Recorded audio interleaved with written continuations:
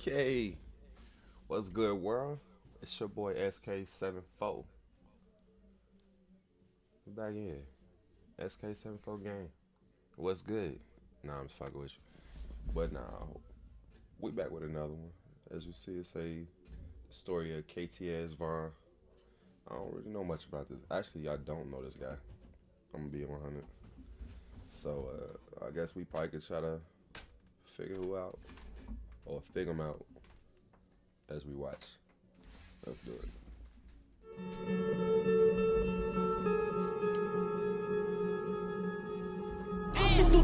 Don't pick your mans up. Just because people used to come through shooting us every day. And this block, words can't even explain. Can't even explain. Hey man, What's going Valley on 5 way on money? Young Money, man, they in the building. 600 boy LA, man. LA Capone, man. Get it to him, man. OC2 boys, man. Team number 9, man. Number 9, the shooter, man. Hear me? Hey, Ricky little bitch! Yeah! Fuck is wrong with you? Hey, I am Brick Squad! Yeah, Brick Squad, boy! Fuck is you talking about, boy? You have to be willing to die or go to jail for 100 years if that's the lane that you're stepping in. You have to understand that whether you're 15, 16, you got to think like a man. You know what I'm saying? Don't be in it. Oh, you're not? Why does everybody say you're only 16 years old? They say what they want to say. How old are you? 300. The Story of KTS Vaughn, a.k.a. Cutthroat to Smoker. Now get back to the hood, bitch!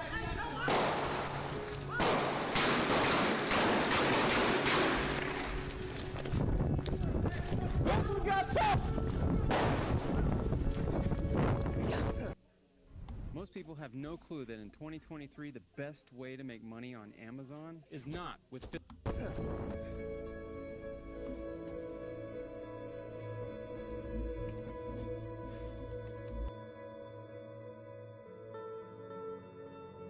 KTS Vaughn, or Big Cutthroat to Smoker, as he was also called, was born on December 1, 1993 in Chicago, Illinois. KTS Vaughn, whose real name was Devin Davis, grew up with his three brothers Dre, Vinny and KJ. Vinny was Vaughn's real brother while Dre and KJ were their half-brothers. Vaughn also had a sister that stays outside of Chicago. Unlike many other children who grew up in Chicago's ghettos, Vaughn had both parents in the household during his upbringing. Both his father, Vinny, and his mother Lanya. His father, Vinny, was a GD, so it was natural for the four brothers to also become GD, even though it was Stones, Lords and Beatties on the east side of Chicago. Davis had quite a few cousins. Among others, he was a cousin with the infamous Zico from 051 Young Money. Zico got shot to death in 2008. Aki, THF 46, who was later convicted of the murder, tried to escape Chicago but was later arrested by the FBI fairly quickly.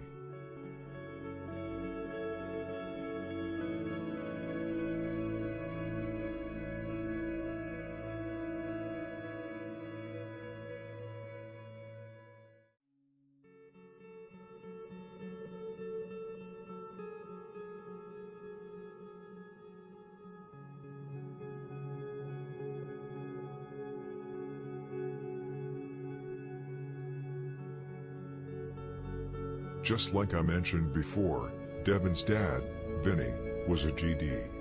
However, it is quite unknown whether how deep inside the streets his father was, but there are many indications that he was a full-on gang member. Big Vinny would later be killed a year after his own son, KTS Vaughn, was killed. His killer is named Devin D. Murray, and was part of the East Side SETI block, which KTS actually was strong allies with.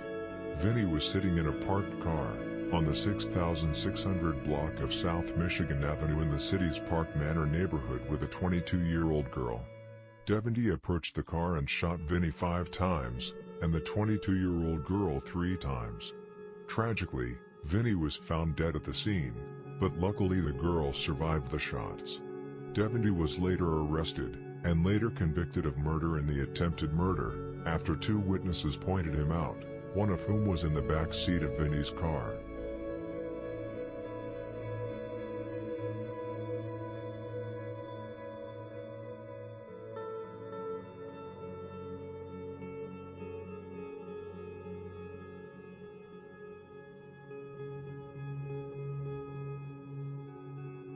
KTS Von was the youngest of the four brothers, with KTS Dre being the oldest.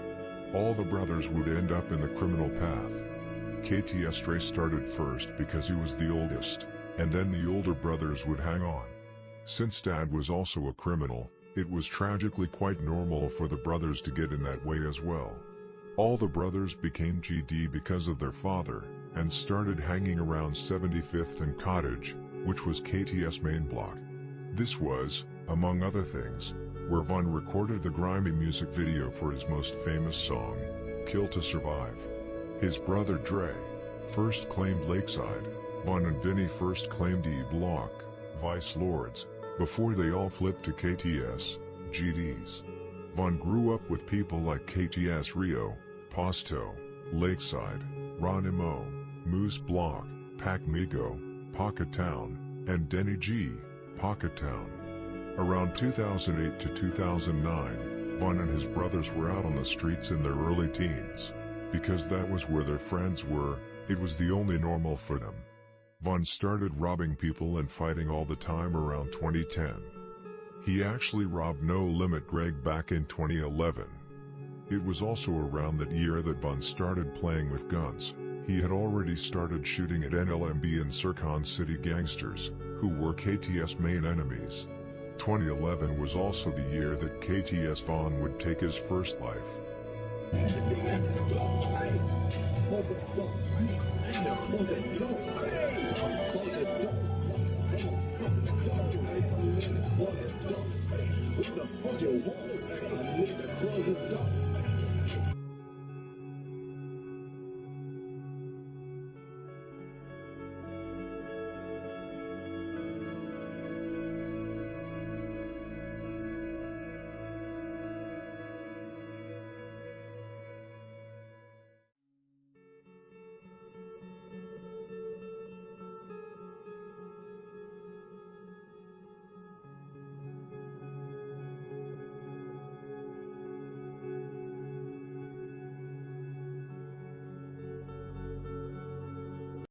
It's going to be a long cold winter here in Jordan and across the world.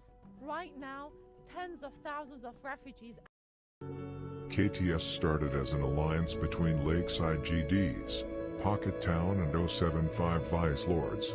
However, KTS is also its own set that houses on 75th and Cottage. Today there is hardly a KTS alliance left. Now it is KTS and D Block on 75th and Cottage as their own sets. KTS is a fairly small set but has many killers and is cliqued up with many other sets.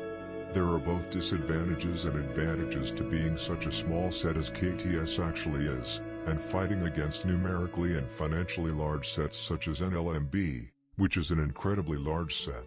The advantage of being a small set like KTS, and fighting large sets like NLMB, is that it is easier to catch an enemy because there are more of them, therefore small sets like KTS and Black Mob are up on NLMB. The downside of being such a small set is that they are often not financially strong, because almost everyone in the gang is shooters. The few who sell do not do enough money to be able to compete with a set like NLMB, which has many older people who make an incredible amount of money, and who also teaches younger people how to sell.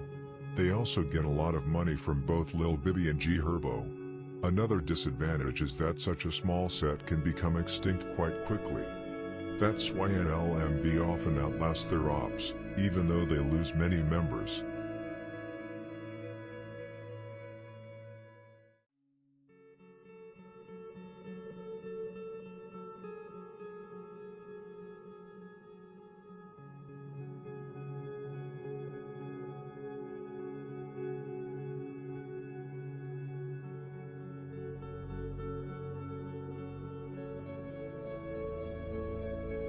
KTS has many sets behind their backs. KTS main allies are E-Block, Pocket Town, Lakeside, Black Mob, Death Row and MTG079. Pocket Town is a large set that makes an incredible amount of money, and also has many killers with multiple bodies. For example, Lil Les comes from Pocket Town. Lil Les has multiple bodies and invented both Dro City and Jaro City. However, He is currently in jail and will be released in 2030. Lakeside is a fairly small set, much like Black Mob. It's from Lakeside, among others, the member named Posto came from, Posto who G Herbo is constantly mocking in his songs. Lakeside had a lot of shooters, and many are still alive, just like with Black Mob. For example, Shawty Hit from Black Mob is still alive. Shawty Hit was a big problem for NLMB and ABK. He killed One Eye, Molly and Richie Rich from NLMB, and Jock and Diddy Bop from ABK. He was also present when Simo, Pistol P and Lil Von were killed from NLMB. Death Row is a fairly small set but has many shorties that have terrorized NLMB lately. MTG079 is a pretty deep set but not nearly as deep as NLMB. They make a lot of money and have many shooters. For example, they are responsible for Capo's death. All of Capo's killers are still alive.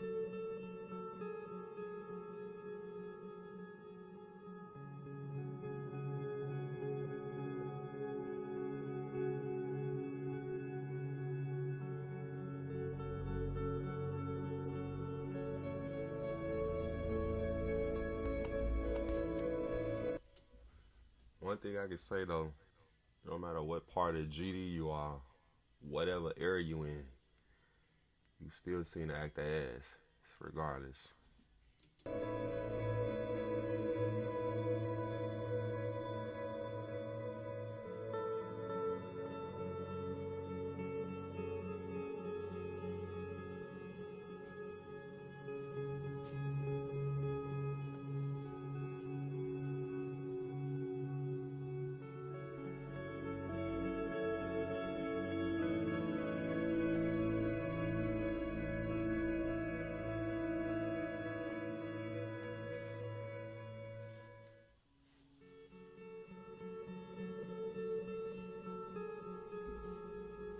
KTS's main enemies are NLMB, ABK, and Circon City gangsters.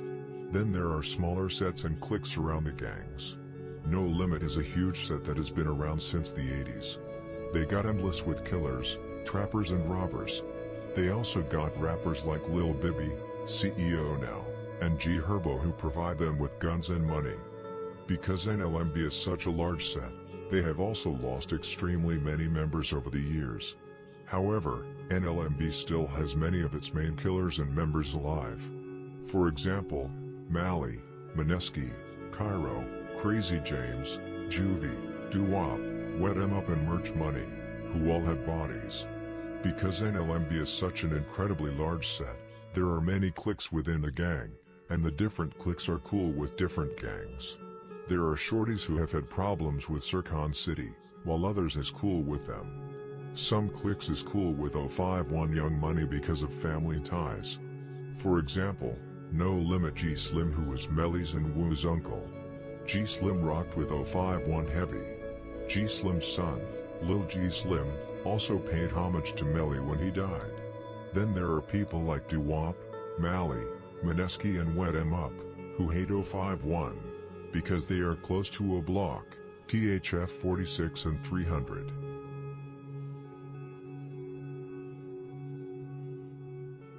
I ain't heard that name in a minute.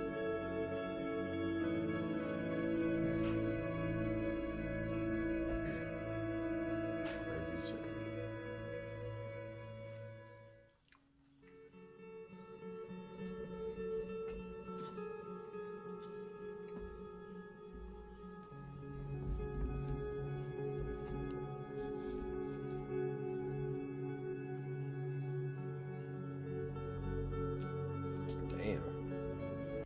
A good question is, how do I get started follow. trading?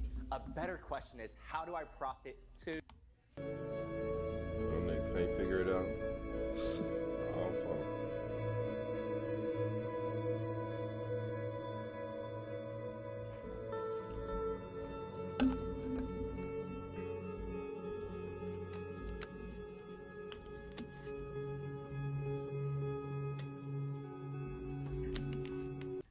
So I get this clear. So it's a doo-wop and it's a moo-wop. But them two different sets, I know that part. But I did not know the names was that damn similar. So I might have heard some shit about him and not even know it, because they name similarities. So who knows?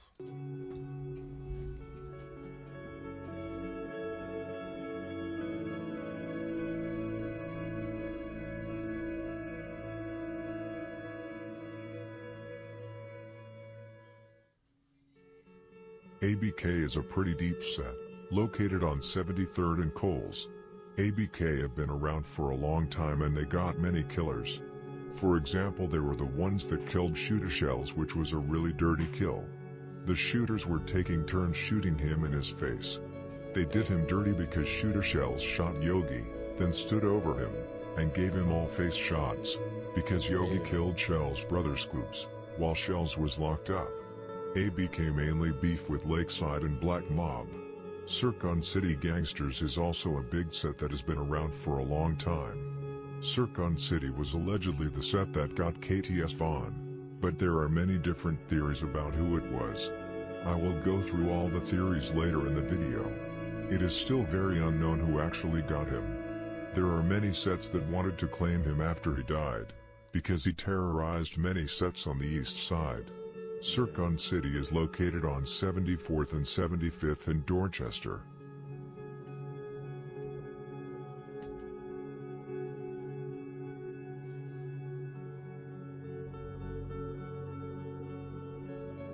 I've seen this face before. I don't remember the name. On April 9th, 2011, KTS Vaughn caught his first body, which would be the start of a violent murder spree. Michael Lee, 23, also known as Gotti, was sitting in his car Saturday night in the 5500 block of South King Drive.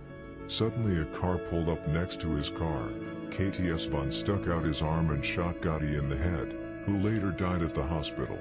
Gotti, who was from 8x13, was honored by the gang taking the name Gotti World.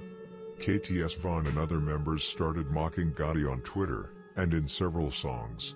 Among other things, they printed t-shirts that said, "Don't go Gotti." Damn. It's like the when they mock you, it's nothing. There's no limit to none of what they say or do. Like, these motherfuckers is gonna make you feel what pain you feel.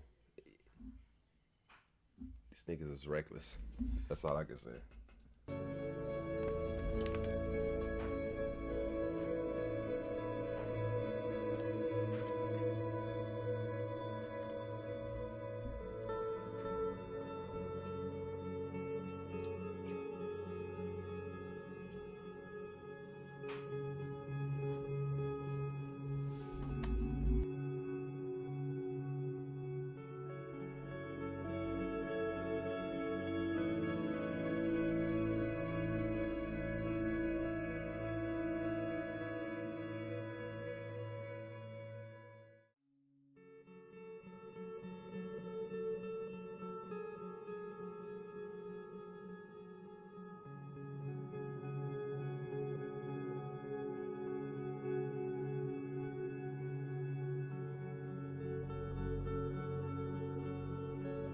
This was just the beginning of what would become a violent murder spree. There are many who have incorrectly described KTS Vaughn as a thoroughbred psychopath, which he was not. There are many in Chicago who have shown tendencies to be psychopaths, but who were not. People like Melly and C-Day have long been singled out as psychopaths. In fact, they are a product of their environment. Some just have less morals than others. Many I have talked to have said that KTS Vaughn was actually a nice normal guy, but who has seen things a teenager should not see, and been around people that you should not be around. I think it is important not to make KTS Vaughn something he was not. Yes, he was a vicious murderer, a robber, and a man of violence, and showed no regard for a life at all. But he was not a Terminator psychopath that many want to make him look like.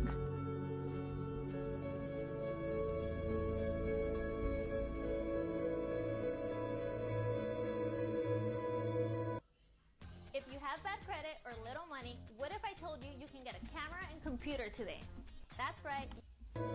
After killing Gotti, KTS Vaughn continued to terrorize both Sircon City, Gotti World, and NLMB in 2011, but it would take a year until he caught both his second and his third body at the same time. It was on that hit that Vaughn really showed his ruthlessness. On February 20th, 2012, a group of members from No Limit stood outside a liquor store in the 2500 block of East 79th Street, at the intersection with Essex Avenue.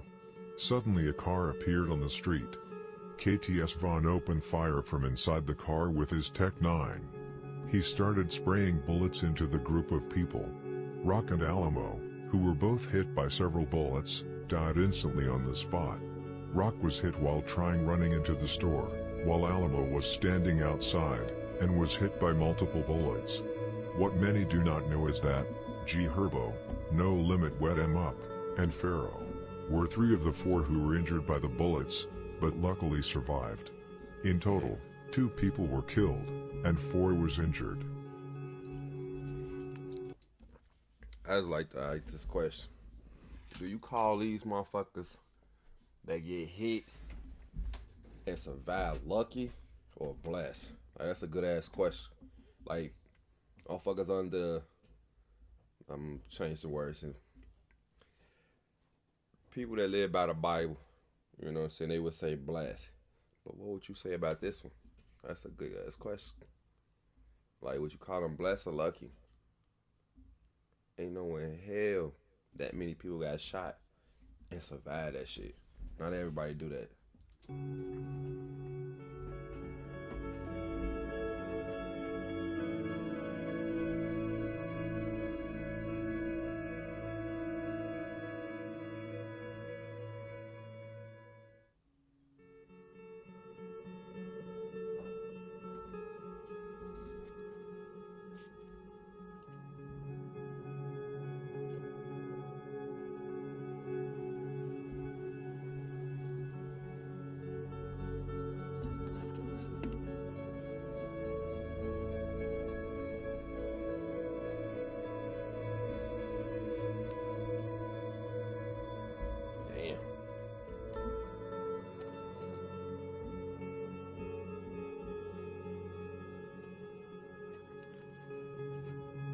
The scene was left completely bloody, with bodies lying everywhere according to witnesses to the incident.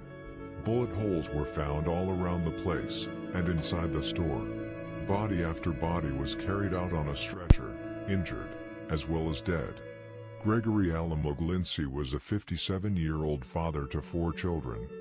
Family members of Gregory say that he was simply in the wrong place at the wrong time, that he had left dinner to go down and shop in the store.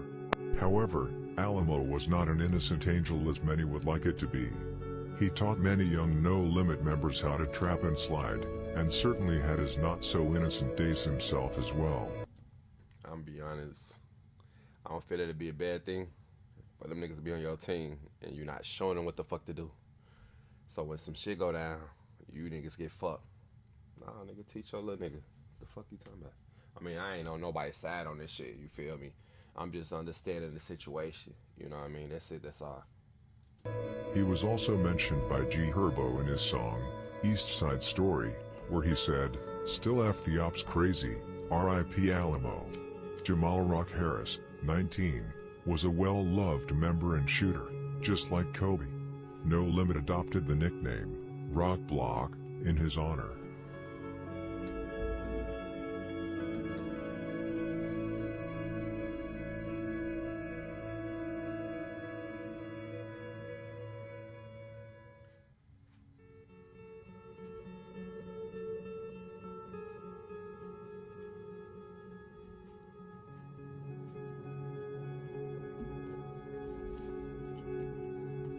It was after the murder of both Rock and Alamo that a high-profile event was to take place on October 24th, 2012.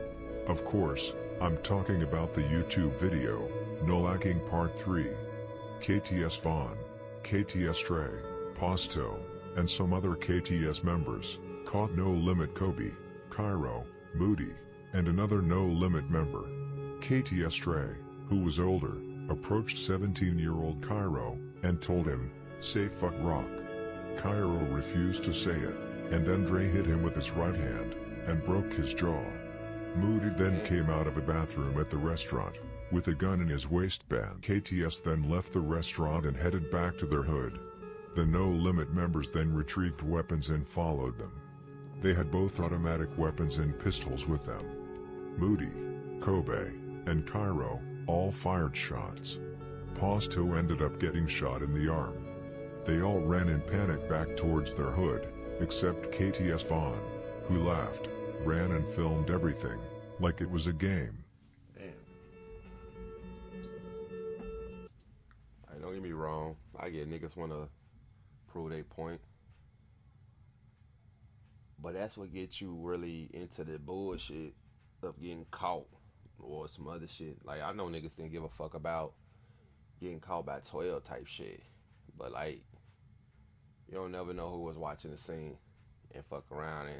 But, I mean, that's not my situation. I'm just throwing my opinion in there.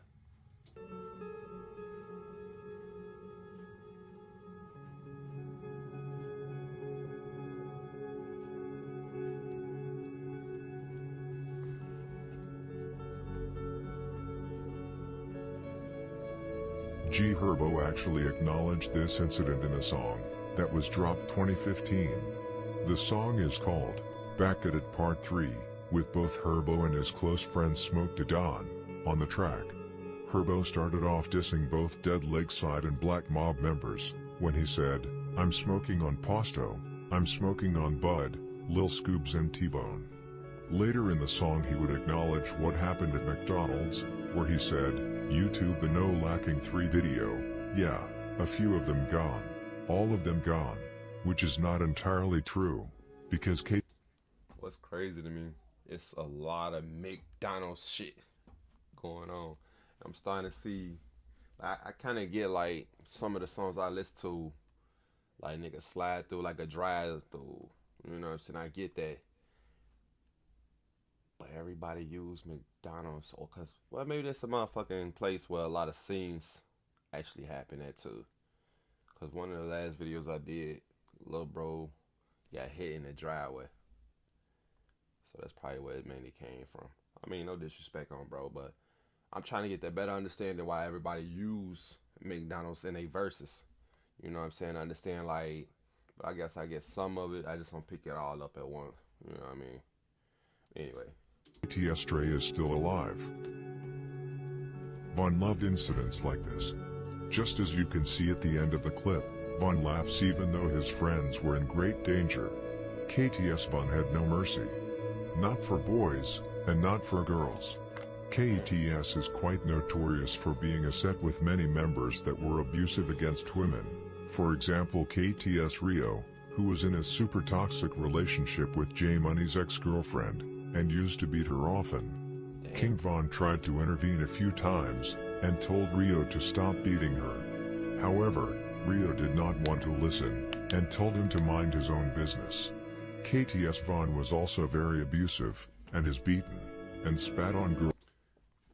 I'm shocked King Von hopped in the middle of that one. He ain't seem like a peacemaker. Like, not to me, really. I mean, none of them really do. I can understand some of the reason why, but I jumped in that one. That was shocking. Several times. He spat at a girl once because she listened to G Herbo, and slapped another girl because she merged something on his dead friend Ronnie Mo. Von got angry because he claimed she did not even know him. He also used to diss Fazo's mom, who was raped and then murdered while she was pregnant. KTS Von proved time and time again that he had no sense of morals. How does the best basketball player of all time make more in retirement than he ever did on the court?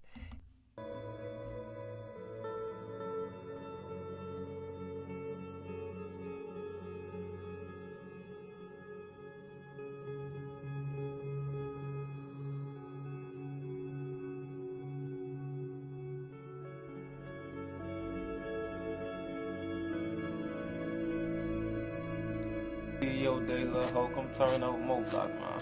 Real killers, real hitters out there, man. That J's Fuck John, oh fuck John, that Gotti. Fuck Fazo and his mama. One thing to be clear about is that KTS Vaughn and his crew absolutely torched No Limit during 2012 to 2015. No Limit really had a difficult time, but still managed to keep it up against Lakeside, MTG and Pocket Town. It was Black Mob and KTS who really terrorized them daily. No Limit was at war with basically the entire East Side. Just like the Lil Bibby says in the intro, people used to come through shooting at us every day.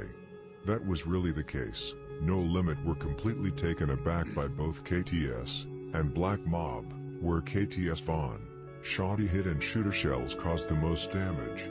About 1 week after the incident at McDonald's, it would slam again.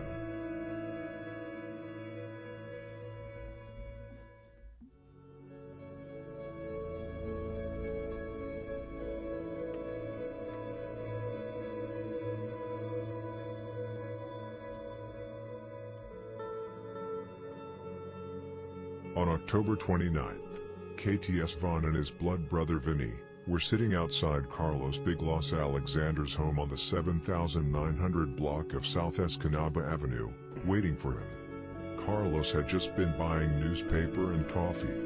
When Carlos was on his way back to his house, KTS... It's like the second store. Buying coffee and reading the paper. Well, I don't think the first said nothing about the paper.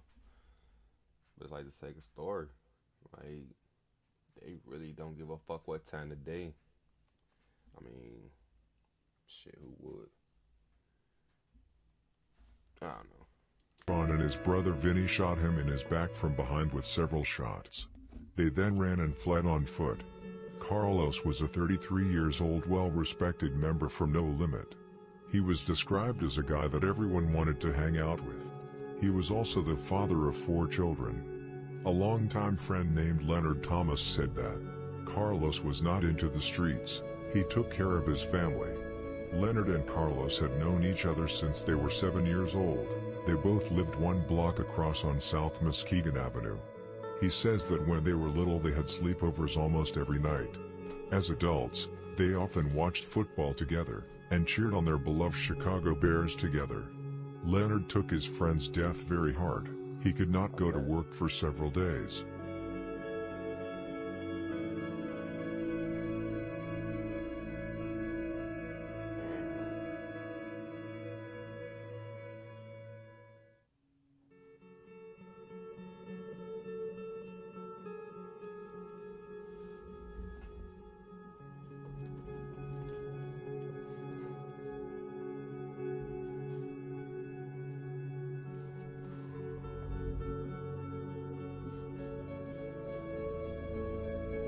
Just like the members of, for example, THF and 051, or O'Block and STL, members of NLMB and KTS often FaceTimed with each other.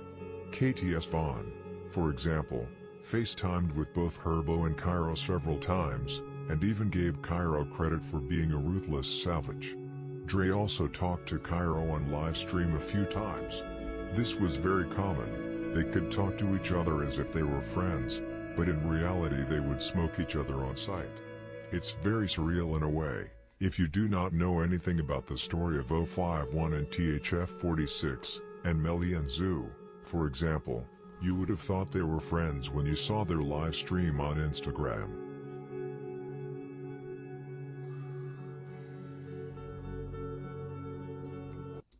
That's one thing I was always confused about. They all go live with each other. I don't give a fuck what side of Chicago. Like, when the ops hit them up in motherfucking they live. And they be on there talking like they friends. I be like, how the fuck? Like, nigga, I'm not trying to speak to you. I don't give a fuck who you is. If we beefing, nigga, I don't speak. Unless we about to get down. But I don't see how them niggas did that shit. I'm not speaking to you niggas. Last time we gonna see, the only time we gonna see each other is when we getting down with each other. Ain't nothing else. Like, I don't see how they did it, but maybe they did it for, like, the audience. I don't know shit. But it do confuse me a little bit with that. Like, I'm not going live with none of you niggas I was beefing with or called a situation of beef. Like, nigga, we not gonna lie.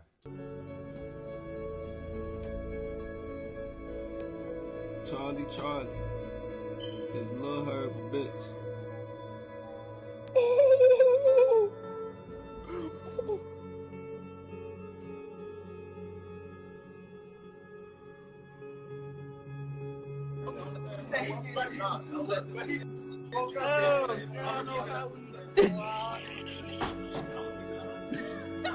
What you on, hey, bro? Man. What's up, little nigga? Why you steady wuffing at me, bro?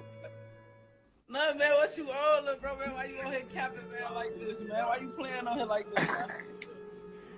Hey, who was that on the side? Hey, I'm finna hang up, bro, because you got niggas looking at me, bro. I'm finna hang up because you got niggas looking at me, bro. You got niggas looking at me, I'm finna hang up. Scared. Nah, I ain't coming like that, that's bro. because they scared. You got niggas peeping. I want to see their face. Let me see their face. They don't want to see nothing. See what? See I what? want to see their face. I don't got nothing for them to see. Watch out, bro. I don't got nothing.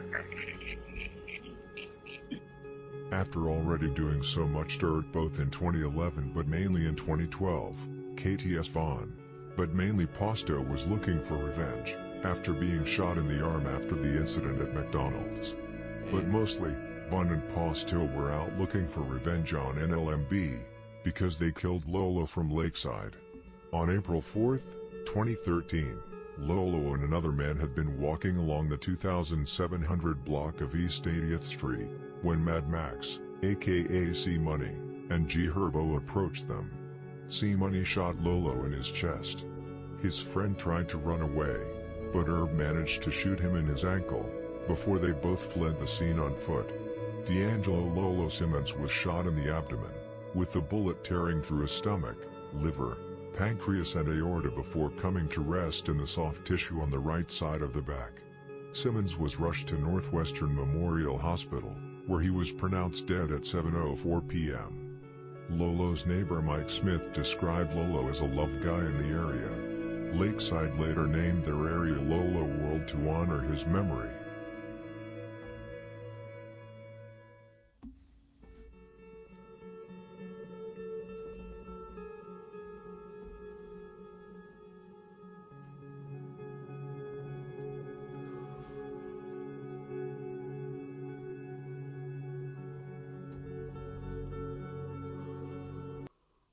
This revolutionary device is putting knee surgeons and pain medication companies out of business. There's a tiny... Before he would get his revenge on NLMB, however, he would drop his fifth body and his first for the year. On May 25th, 2013, KTS Vaughn and a few others were out looking for ops. They drove through Sircon City's territory and spotted Pharaoh, Sircon City gangsters, who had previously dissed Ronnie Mo, Pocket Town. However, that was not the only reason why Pharaoh was killed. Pharaoh was actually a killer. Pharaoh had gone down from his home to dump the garbage because his father Z-Buddy Denard, 82, was unable to make the walk downstairs to the nearby alley himself. Z-Buddy adopted Pharaoh when he was 2 years old. When Pharaoh was on his way down to throw the garbage in the alley, a car suddenly pulled up near the alley. KTS Vaughn jumped out of the car and shot Pharaoh 8 times in the head. It was a really dirty kill. There was not much left of Pharaoh's face after KTS Vaughn and the others left the place in a car. Pharaoh was pronounced dead at 9:30 p.m. in the 7300 block of South Dorchester Avenue, said Officer John Mirabelli. Pharaoh loved to rap, play basketball and was a typical kid, said Jennifer Eason, a family friend. The family strongly rejected any gang involvement as a motive for his death.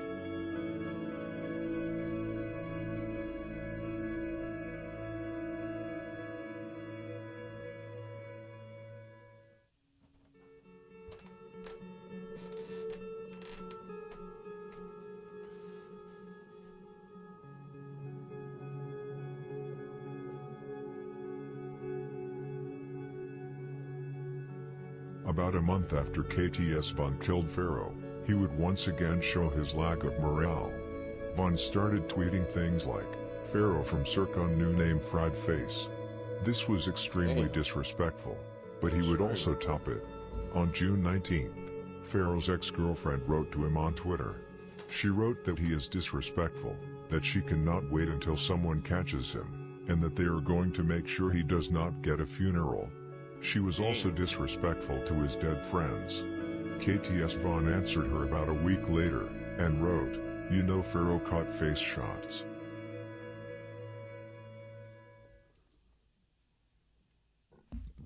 Excuse me. I ain't never seen nobody baby mom hop on shit like dead ass. She hopped in there. That nigga didn't give a fuck who she was though. He still said what he said. Damn.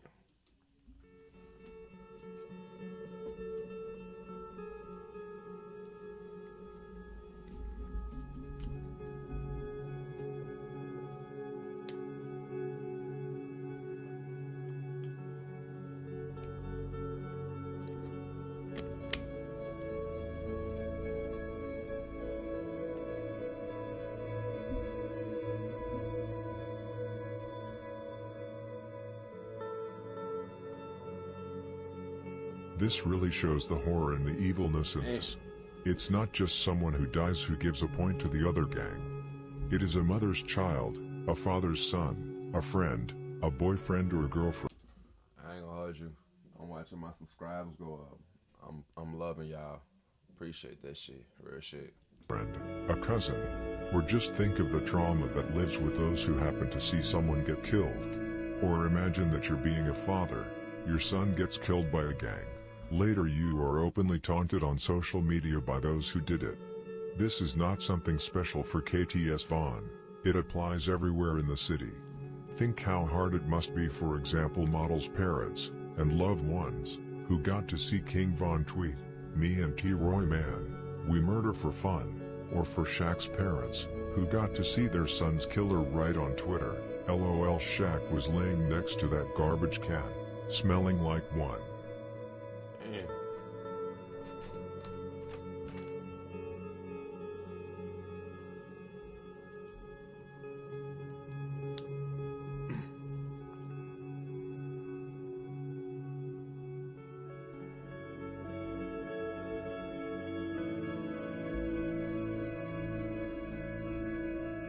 On August 10, 2013, approximately 4 months after Lolo was shot to death, both KTS Vaughn, Posto and the entire Lakeside as well as KTS, would get their revenge on NLMB. Jacoby Kobe Heron, of the 7900 block of South Oglesby Avenue, was shot and killed outside a McDonald's restaurant in the 2400 block of East 79th Street at 4:02 a.m. This was outside the same McDonald's where the video I showed you earlier, No Lacking Part 3, took place. Kobe had just been with Herbo, Cairo and some other No Limit members partying, and shooting dice on the block. When Kobe was going home, he was asked if he wanted a ride home, but he didn't. He managed himself, he said. When he had walked about 100 meters from McDonald's, a car was pulling up next to him. It was KTS Vaughn, KTS Rio and Posto. Rio was the driver. When they saw Kobe, KTS Vaughn started spraying Kobe with bullets to his body, then Posto hopped out of the car, and shot Kobe in the head with several shots. As soon as Herb, Cairo and the others heard the shots, they ran towards the place where Kobe was lying. Both ran with pistols ready to be fired if the car were still in sight, but it was not. Dang. It was too ready.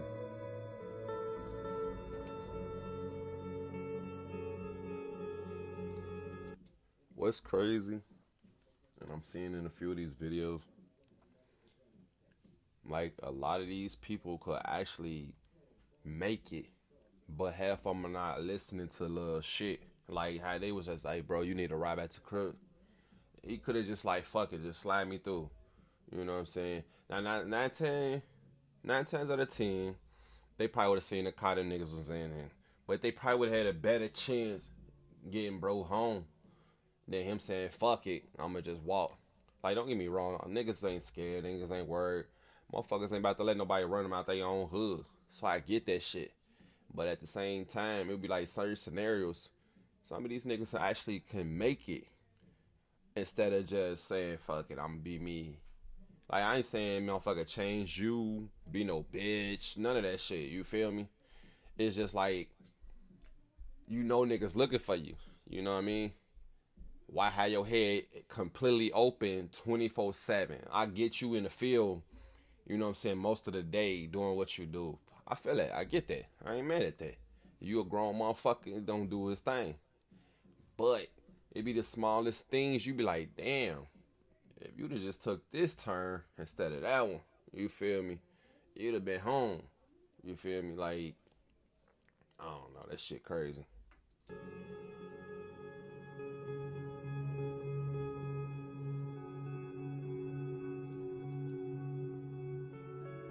Women love a guy that takes good care of his face. If you need some help in that department, Lumen has you covered.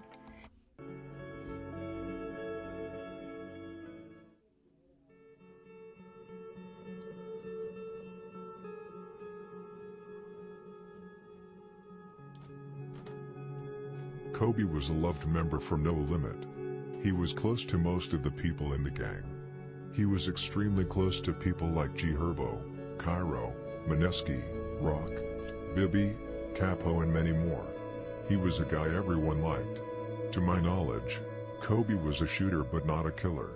Just like Rock, Kobe became an icon and legend in NLMB after his... So at this point, who wasn't a shooter? I mean, you probably had some that didn't want to be talked about what motherfuckers know they was doing and shit. But shit, at this point, who wasn't a shooter? It seemed like everybody had to be. You know what I'm saying? Shit, you from any set, GD, BD, Vice Lord, whatever the fuck, you know what I mean? You got beef with niggas, bro. It's gonna be something. I don't know, but anyway, back to it. Death. G Herbo has mentioned him and his death in several songs, and named a legendary album after him, Ballin' Like I'm Kobe. For example, G Herbo topic him in the song, Sacrifice, where he said, "It was like 4 a.m. on the morning of August 10th. We were on the block shooting dice. Yeah, that was when Kobe went."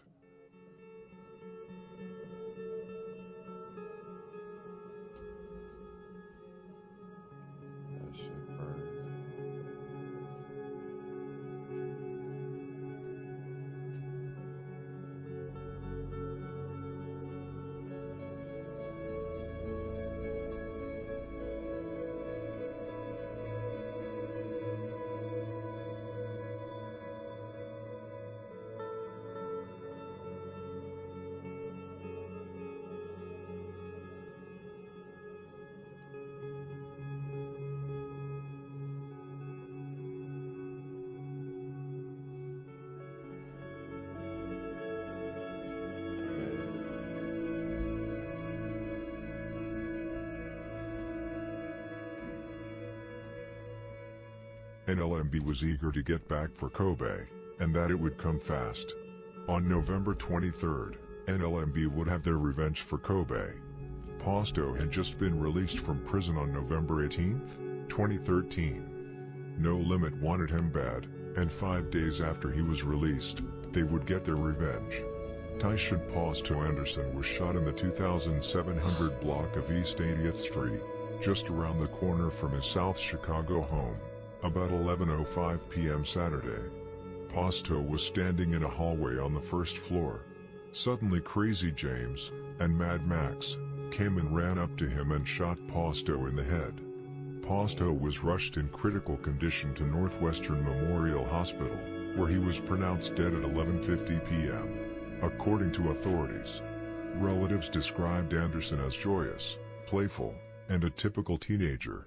He liked tinkering with electronics, they said, and could often be found watching TV or playing video games with his siblings.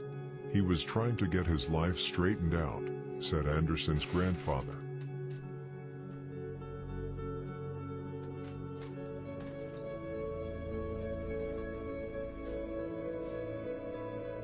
During the year 2013, KTS Vaughn also killed 2 innocent people on 2 different occasions when he was sliding on Sircon City gangsters and NLMB. This is very unknown information and I have not found the names of the 2 innocent he killed.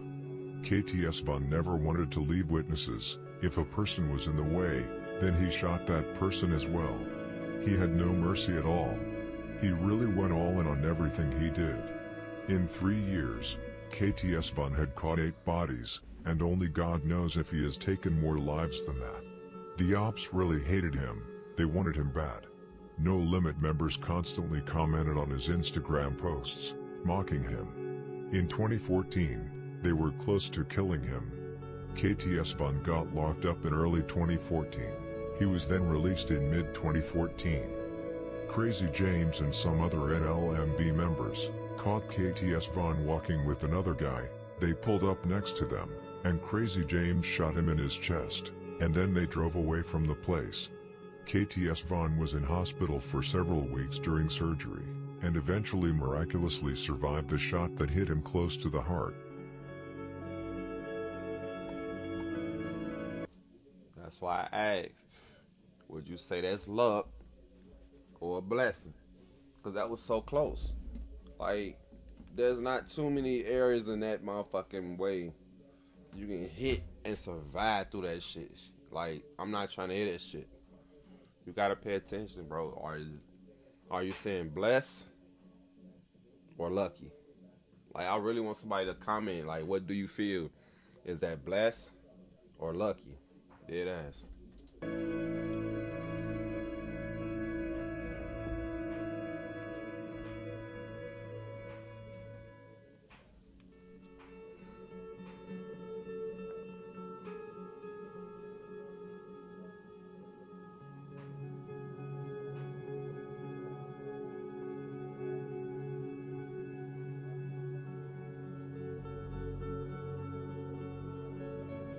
KTS Von wanted smoke with everyone. KTS Von had many beefs with sets all over the city, especially on the south side. After THF-46 killed Von's cousin Zico, from 051 Young Money, Von started hating mainly THF-46, but also 600 and O Block, because they were constantly mocking his dead cousin. 600 was also constantly on Twitter, mocking Posto. However, KTS Von knew that it was not his beef, and that KTS could not go to war against THF-46, O Block or 600. He also hated them because NLMB was close to them, much thanks to Doo-Wop and Capo. Capo, who shot Prince Cutthroat while sliding with NLMB, and then went straight to O Block, woofing at KTS through FaceTime. Long story short, Von and other KTS members actually paid THF-46, O Block and 600 a visit. Nothing major happened. Some say Von fired shots at THF-46, but I highly doubt that. KTS did not want to get involved. Von knew that it was not really their business. They also had in mind what happened when Black Mob came looking for Capo on Lamron's block.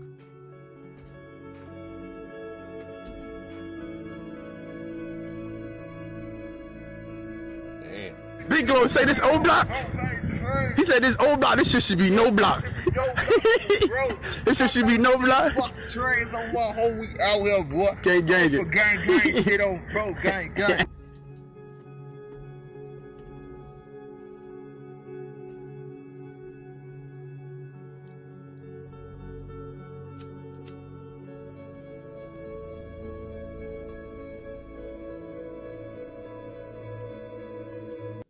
What would a new smile do for you? If you're tired of loose-fitting dentures, all-on-4 dental implants at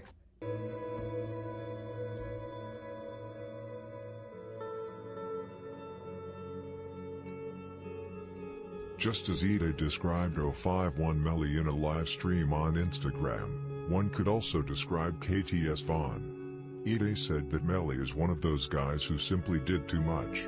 He did too much on the internet, and too much on the street. It was the same with KTS Von. He got too many enemies. His day would come, it was just a matter of when. On June 23, 2015, he would also fall victim to gun violence. There are 3 different theories about who actually killed KTS Von. Because KTS Von did so much in the streets, It made many sets wanting to claim his death. The shooting happened in the 7500 block of South Ellis Avenue at 2:05 p.m. Vaughn was walking alone, completely drugged out. A car spotted him. One or two people from the car shot him several times, both in the body and in the head, to make sure he was dead. The 21-year-old was pronounced dead at the scene, police said.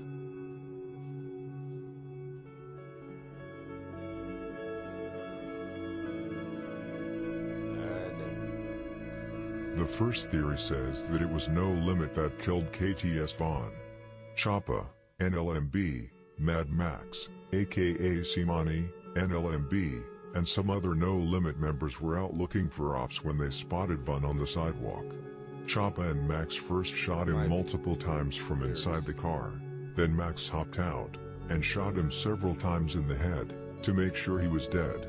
A day before, Choppa and KTS Vaughn had been beefing on social media, where Vaughn allegedly threatened Choppa.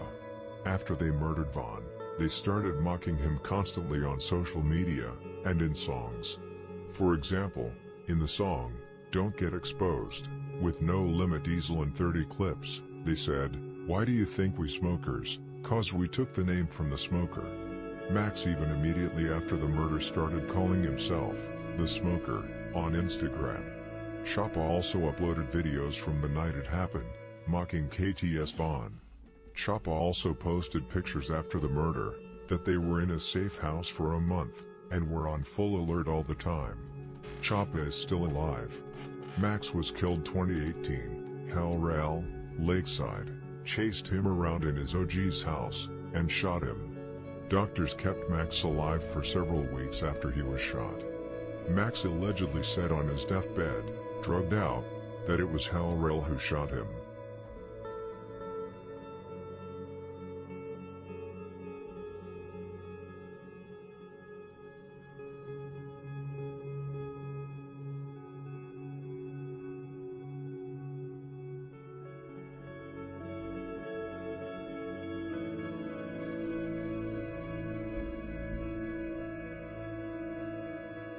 If he ain't killed for Pasto, it wouldn't be right.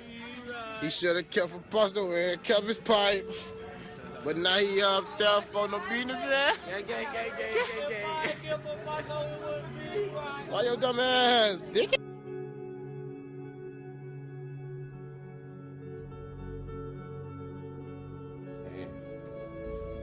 They disrespect this everywhere. No fucks.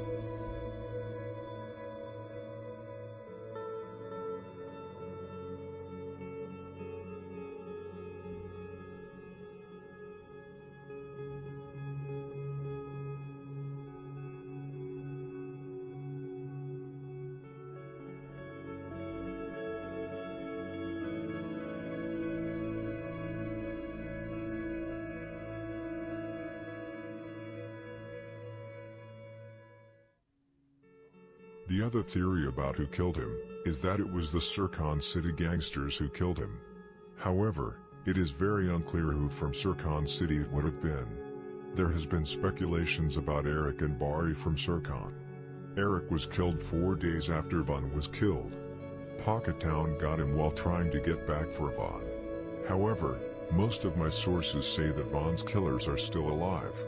However, KTS itself has told Sircon not to claim him, because they did not do it. The third theory is that there were 4 people on the hit and all 4 were older vice lords. Apparently 3 of them are dead, and 1 is very careful about how he moves. According to that theory, it was a girl who set Vaughn up, and that was how they found out about his location.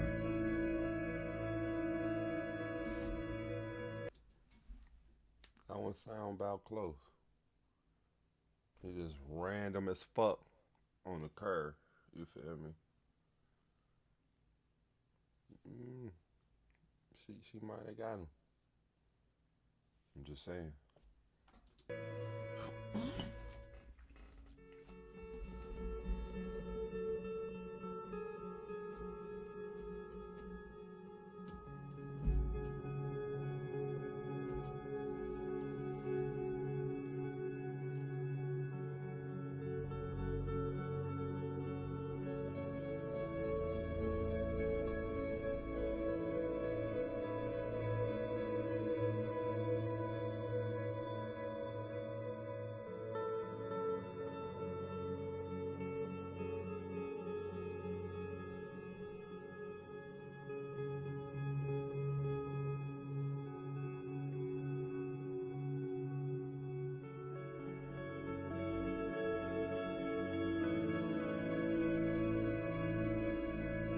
Thank you for watching this video.